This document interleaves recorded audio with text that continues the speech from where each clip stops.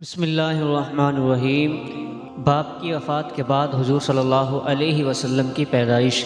حضرت عبداللہ کی وفات کے بعد حضرت آمنہ پر ایسا صدمہ لگا کہ وہ اکثر خاموش ہی رہتی تھی، کسی سے بھی بات نہ کرتی، بہت خاموش اور گمسم سی رہتی تھی۔ انہوں نے خود کے لیے جینا ہی چھوڑ دیا تھا، صرف پیٹ میں ایک بچہ تھا جس کی خاطر انہوں نے خود کو قربان کر دیا تھا، اور اپنے آپ کو سمجھایا کرتی تھی کہ اے آمنہ، اب تمہاری سب سے بڑی امید تمہارا یہ بچہ ہے، تمہیں اس کے لیے جینا ہے، تم پریشان نہ ہو، اللہ تمہیں اکیلا نہیں چھوڑے گا۔ شوہر کو یاد کر کر کے حضرت آمنہ بہت رویا کرتی تھی۔ وقت گزرتا گیا، دن ہفتے بن گئے اور ہفتے مہینے بن گئے۔ حضور صلی اللہ علیہ وسلم اپنی ماں کے پیٹ میں 9 مہینے کی مدت پوری کر رہے تھے۔ حضرت آمنہ فرماتی ہیں کہ جب میرا بچہ میرے پیٹ میں تھا تو میں بڑی عجیب چیزیں دیکھتی تھی۔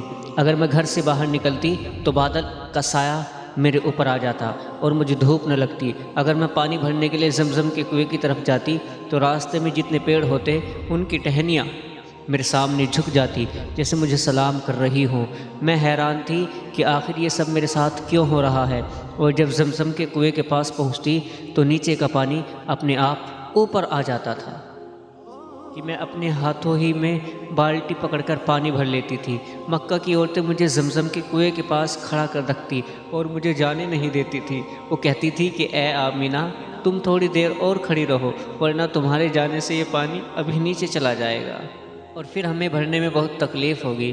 اسی طرح حضرت آمنہ فرماتی ہیں کہ میں عورتوں سے سنا کرتی تھی کہ جب پیٹ میں بچہ ہوتا ہے تو ماں کو بہت زیادہ تکلیفیں جھیلنی پڑتی ہیں، کبھی ہاتھ پیروں میں درد، کبھی سر میں درد، کبھی الٹی ہونا، کبھی بخار ہونا اور کبھی چڑچڑاپن آنا۔ یہ ساری باتیں مجھے اپنے بارے میں بڑی حیران کرتی تھی کہ مجھے تو ان 9 مہینوں میں کوئی بھی ایسی تکلیف دیکھنے کو نہ ملی، یہاں تک کہ جب تک میرا بچہ میرے پیٹ میں رہا تو میرے سر میں درد تک نہیں ہوا۔ اسی طرح حضرت آمنہ کو بڑے عجیب خواب بھی نظر آتے تھے۔ وہ فرماتی ہیں کہ جب میں رات کو سوتی تو مجھے خواب میں نظر آتا کہ میرے جسم کے اندر سے ایک نور نکلا ہے اور اس نے ساری دنیا کو روشن کر دیا ہے۔ یہ سب دیکھ کر مجھے یقین ہو چکا تھا کہ میرے پیٹ میں جو بچہ ہے وہ واقعی کوئی عام انسان نہیں ہے۔ حضور صلی اللہ علیہ وسلم کے دادا حضرت عبد المطلب دن رات کعبے کے پاس جا کر اس کا غلاف پکڑ کر اللہ سے رو رو کر دعائیں کرتے کہ یا اللہ، میرا بیٹا عبداللہ تو اب اس دنیا میں نہیں رہا، لیکن اس کے گھر ایک بچے کی پیدائش ہونے والی ہے، یا اللہ اس بچے کی حفاظت فرمانا اور میرے عبداللہ کی نسل باقی رکھنا۔ حضور صلی اللہ علیہ وسلم کے سارے چچا اسی انتظار میں رہتے کہ میرے بھائی عبداللہ کے گھر بچہ کب پیدا ہوگا۔ یہودیوں کی کتاب تورات میں لکھا ہوا تھا کہ جب آخری نبی آئے گا تو اس کے پیدا ہونے سے 10 دن پہلے آسمان پر ایک لال رنگ کا ستارہ نکل کر چمکنے لگے گا۔ تو جب حضور صلی اللہ علیہ وسلم کی پیدائش کے 10 دن بعد بچے تو آسمان پر وہ ستارہ نکل آیا۔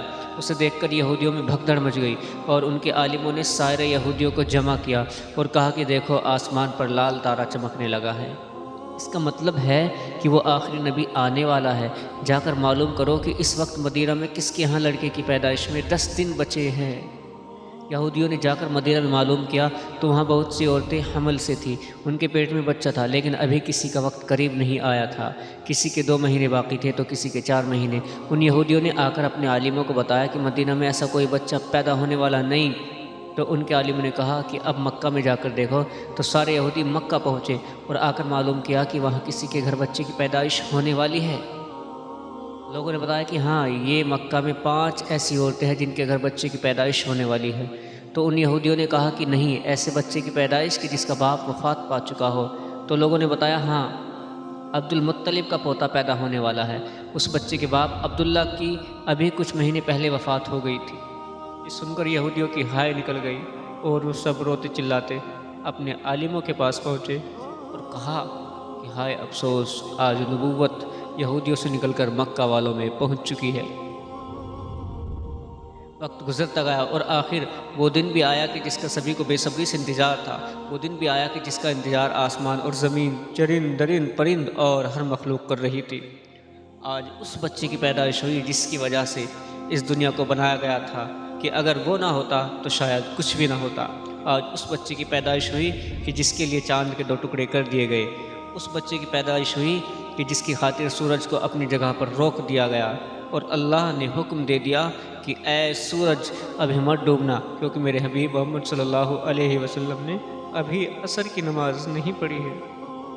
آج اس بچے کی پیدائش ہوئی جس کے پاس ساری زندگی میں جبریل 26,000 بار آئے۔ رات کا وقت ہو چکا تھا، حضرت آمینہ کے پیٹ میں ہلکا سا درد اٹھا اور ان کو محسوس ہوا کہ شاید آج میرے بچے کی پیدائش ہونے والی ہے، تو انہوں نے حضرت عبدالمطلب کو اس بات کی خبر کر دی۔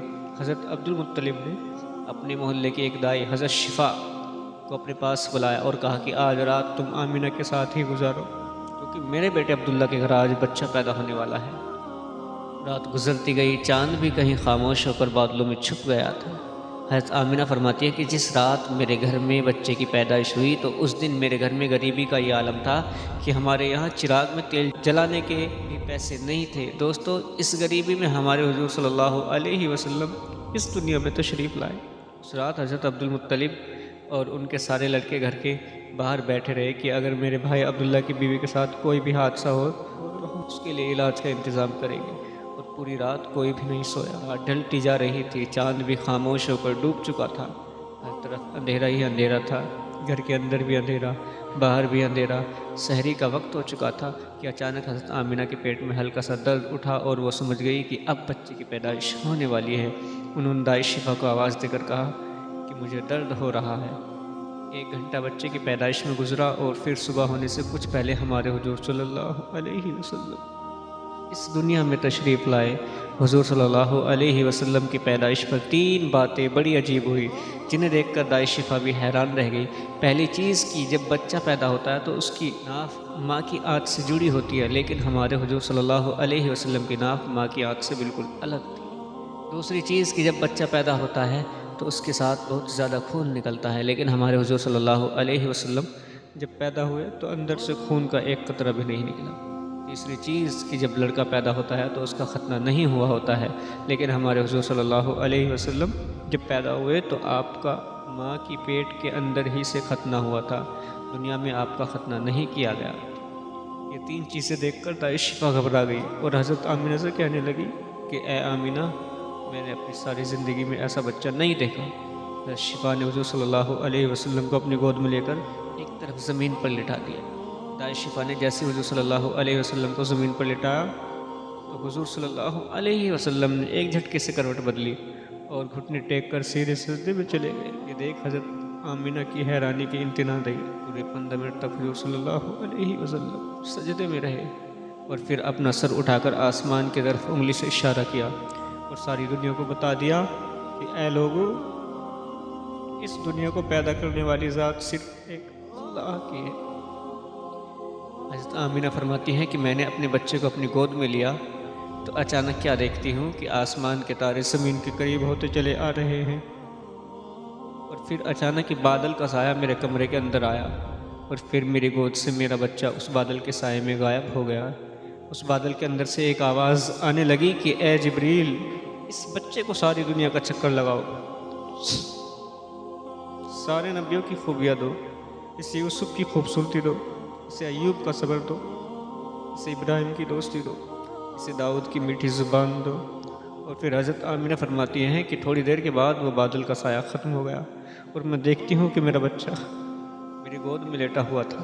صبح ہونے والی تھی۔ دائی شفا نے باہر نکل کر حضور کے دادا عبدالمطلب کو خوشخبری سنائی اور کہا کہ اے عبدالمطلب، تجھے پوتا مبارک ہو۔ یہ سن کر رات بھر کے جاگے عبدالمطلب کی ساری تھکان جیسے ایک پل میں ختم ہو گئی ہو، اور وہ اتنا زیادہ خوش ہوئے کہ ان کی آنکھوں سے آنسو بہنے لگے اور دائی شفا سے کہا کہ جلدی سے مجھے میرا پوتا لا کر دو۔ دائی شفا جیسے ہی حضور صلی اللہ علیہ وسلم کو باہر لے کر کے آئی تو نظر پڑتے ہی سب کے ہوش اڑ گئے کہ اس قدر خوبصورت بچہ آمینہ کے گھر پیدا ہوا ہے۔ سارے چچا بھی اپنے بھتیجے کو دیکھ کر بہت زیادہ خوش ہوئے، یہاں تک کہ جب ابو لہب کی باندی سویبہ نے ابو لہب کو جا کر خوشخبری سنائی کہ اے ابو لہب، تجھے بھتیجا مبارک ہو، تو یہ سن کر ابو لہب اتنا زیادہ خوش ہوا کہ اس نے اپنی باندی سویبہ سے کہا کہ جا، میں نے تجھے بھتیجے کی خوشی میں آزاد کر دیا۔ حضرت عبدالمطلب بہت بوڑھے ہو چکے تھے، لیکن پھر بھی مارے خوشی کے اپنے پوتے کو گود میں لیے کعبے کی طرف دوڑتے جا رہے تھے۔ سارے مکہ والے بھی خوشی نعرہ لگاتے ہوئے حضرت عبدالمطلب کے پیچھے چل رہے تھے۔ کعبے کے پاس پہنچ کر عبد المطلب نے اللہ سے دعا مانگی کہ اے اللہ میرے پوتے کو سلامت رکھنا اور اسے زندگی میں بہت بڑا انسان بنانا۔ شاید عبد المطلب کو پتہ ہی نہ تھا کہ ان کا پوتا تو وہ انسان ہے جس کی خاطر اس دنیا کو بنایا گیا ہے۔ ان کا پوتا اتنا بڑا انسان ہے کہ اللہ نے معراج کے موقع پر اسے زمین سے اٹھا کر 7ویں آسمان پر اپنے سامنے بٹھایا اور اس سے باتیں کی۔ ان کا پوتا تو وہ انسان ہے کہ جسے مایوس دیکھ کر اور اس کی آنکھوں میں آنسو دیکھ کر آسمانوں پر تہلکا مچ جاتا تھا۔ حضرت عبد المطلب نے کعبے کا غلاف پکڑ کر اپنے پوتے کے لیے دعائیں مانگی اور پھر انہوں نے اپنے پوتے کا نام محمد رکھا۔ محمد کا مطلب ہوتا ہے کہ جس انسان کی بہت زیادہ تعریف کی جائے۔ یہ نام سن کر مکہ والے کہنے لگے کہ اے عبد المطلب کیسا عجیب سا نام تم نے اپنے پوتے کا رکھ دیا ہے، ہم نے تو سنا ہے آج تک ایسا نام کسی نے رکھا ہی نہیں۔ تو حضرت عبد المطلب نے جواب دیا کہ اے مکہ والو، تمہیں کیا پتہ کہ میرے اس بچے کی ایک دن کیسی شان ہوگی، لوگ اس کے پیچھے چلیں گے۔ ایک بار حضور صلی اللہ علیہ وسلم مدینہ میں اپنے صحابہ اکرام کے ساتھ بیٹھے ہوئے تھے تو حضور صلی اللہ علیہ وسلم کے چچا حضرت عباس نے فرمایا کہ اے اللہ کے رسول، مجھے بچپن ہی میں معلوم ہو گیا تھا کہ آپ بڑے ہو کر کوئی بڑے انسان بنو گے۔ حضور صلی اللہ علیہ وسلم نے پوچھا کہ اے چچا جان، آپ کو کیسے پتہ چلا؟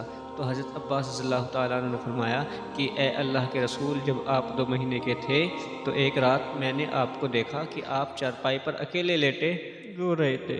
میں نے آپ کو چپ کرانے کی کوشش کی لیکن آپ نے میری طرف نہیں دیکھا بلکہ اچانک آسمان کی طرف دیکھ کر مسکرانے لگے۔ میں حیران رہ گیا اور پھر میں نے بھی آسمان کی طرف دیکھا تو میری نظریں پھٹی کی پھٹی رہ گئی۔ میں نے دیکھا کہ چاند آپ کی انگلی کے اشارے پر ناچ رہا ہے، آپ جدھر انگلی لے جاتے چاند ادھر دوڑتا ہے۔